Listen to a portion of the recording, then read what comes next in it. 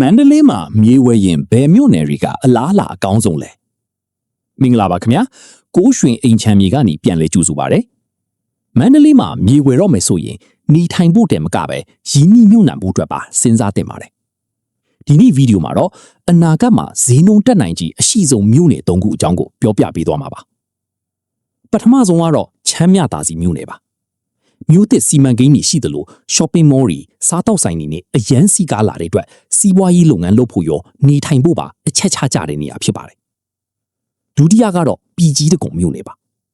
လက်ရှိမှာမြေစည်းကတခြားမြို့နယ်တွေနဲ့နှိုင်းယှဉ်ရင်တင့်တော်သေးသလိုစက်မှုစုံနဲ့နီးစပ်တာကြောင့်အနာဂတ်မှာလူနေထိုင်မှုပိုများလာပြီးမြေစည်းတက်ဖို့အခွင့်အလမ်းအများကြီးရှိပါတယ်တတိယကတော့ပတင်ကြီးမြို့နယ်ပါမြို့ပြချဲ့ထွင်မှုတွေကဒီဘက်ကိုဥတီနေတာကြောင့်အီးချမ်းနဲ့လူနေရက်ကွက်တစ်တွေကိုသဘောကျတဲ့သူတွေနဲ့ရည်ရှိရင်းနှီးမြှုပ်နှံခြင်းသူတွေအတွက်အကောင်းဆုံးနေရာဖြစ်ပါတယ်ဘယ်မြို့နယ်မှာပဲဝယ်ကိုယ့်ရဲ့ရည်ရွယ်ချက်နဲ့ကိုက်ညီဖို့ကအဓိကပါဒီမြို့နယ်တွေကအလားအလာရှိတဲ့မြေကွက်တွေကိုကျွန်တော်တို့စီမှာစုံစမ်းနိုင်ပါတယ်မန္တလေးအိမ်ချမ်းမြေဘုဟုတုတာတွေအငြင်းသိရဖို့ကိုးရွှင်အိမ်ချမ်းမြေကိုအခုပဲ follow လုပ်ထားလိုက်ပါခင်ဗျာ